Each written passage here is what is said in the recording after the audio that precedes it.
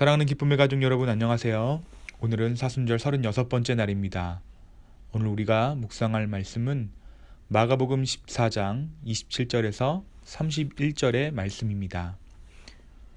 예수께서 제자들에게 이르시되 너희가 다 나를 버리리라.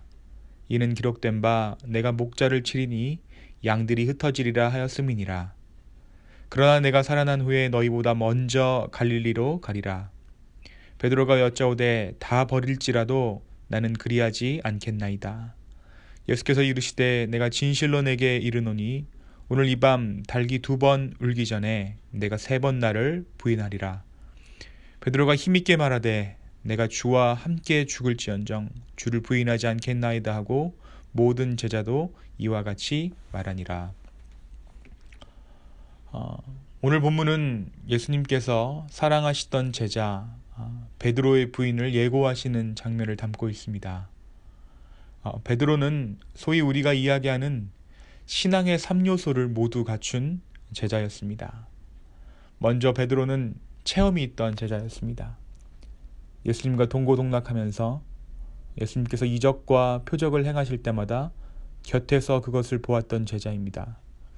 그는 오병이어의 기적 때에 떡과 물고기를 예수님과 함께 사람들에게 나눠주기도 했고요. 예수님께서 야이로의 딸을 고쳐주실 때에도 그 현장에 함께 있던 제자가 바로 베드로였습니다.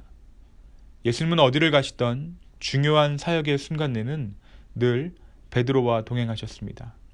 베드로는 예수님과 함께 했던 신앙의 체험이 있던 그러한 제자였던 것이죠.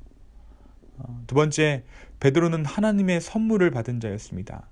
여기서 하나님의 선물은 은사로 볼 수도 있을 것 같아요. 예수님께서 가이사랴 빌립보에서 자신의 죽음을 예고하시고 제자 중에 베드로에게 열쇠를 선물하십니다. 그 열쇠는 다른 것이 아닌 천국의 열쇠였습니다.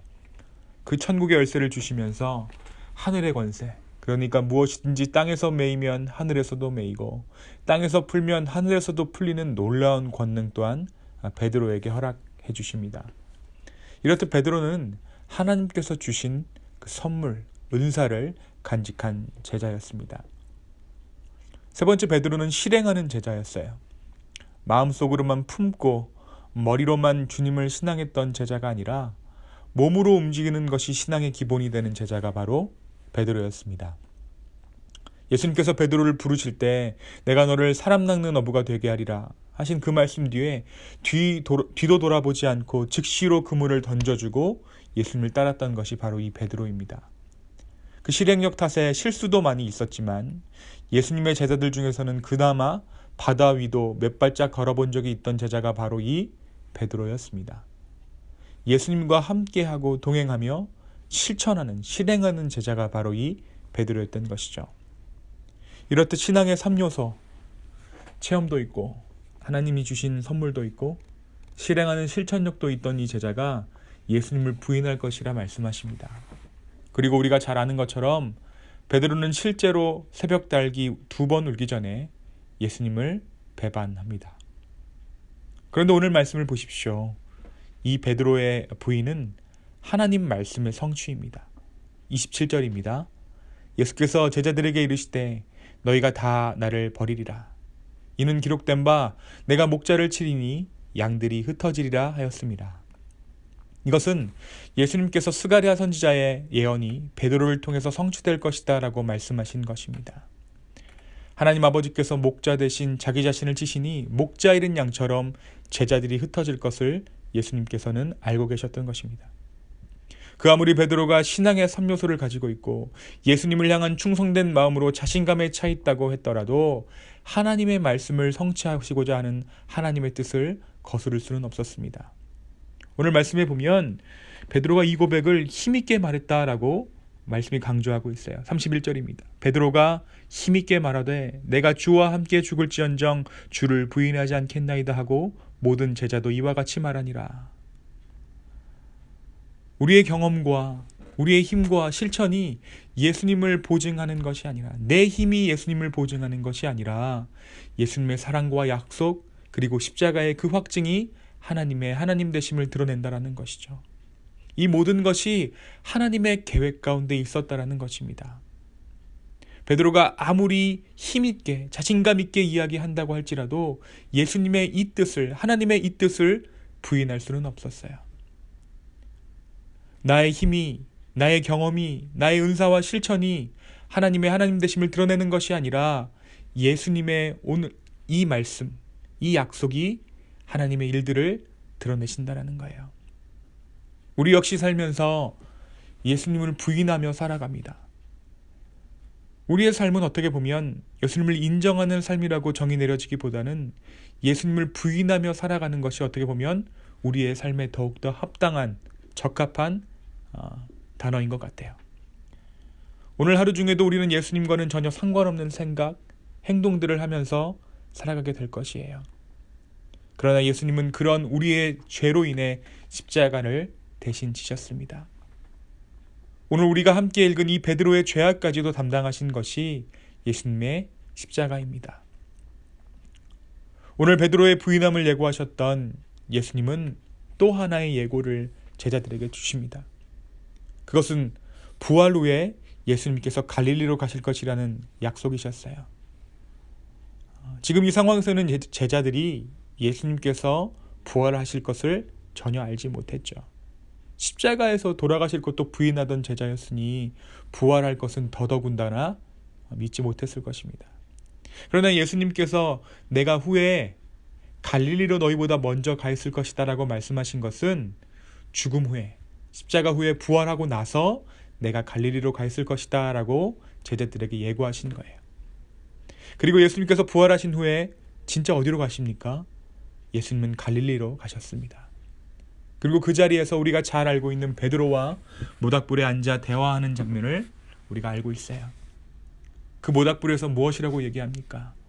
너가 나를 사랑하느냐?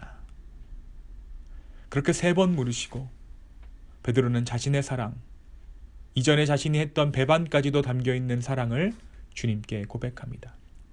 배반한 적 없는 순진무구한 눈으로 내가 정말 하나님을 사랑합니다라고 고백한 것이 아니라 나의 배반까지도 담겨있는 그 사랑, 어떻게 보면 더 진실한, 더 최선의 고백을 베드로가 주님께 드린 것이죠.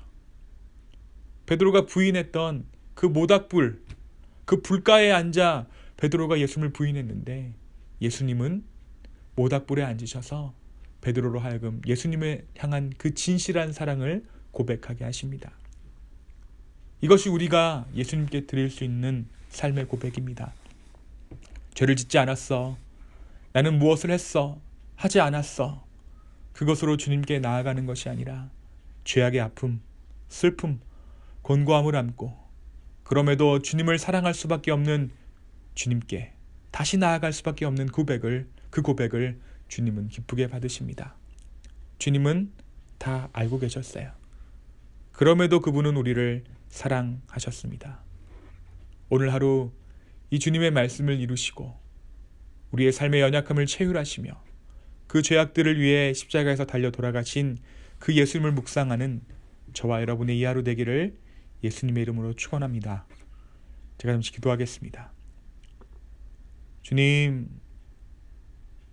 이 베드로의 연약함을 아시고 이 연약함까지도 담당하셔서 십자가에서 돌아가신 그 주님을 우리가 바라봅니다. 성령 하나님, 우리의 마음을 드립니다. 주여, 우리를 긍휼히 여겨주시고 우리를 불쌍히 여겨 주시옵소서. 우리의 힘으로 주님을 사랑한다 고백하는 것이 아니라 오히려 주님을 부인함으로 정말 우리가 얼마나 큰 죄인인지를 깨닫는 오늘 하루 되게 하여 주시옵소서. 주님, 모든 것 주관하시는 그 주님 앞에 우리의 삶을 드립니다. 주여, 우리를 인도하여 주시옵소서. 감사하며 예수님의 이름으로 기도하였습니다. 아멘. 한 가지 기도 제목을 나누길 원하는데요.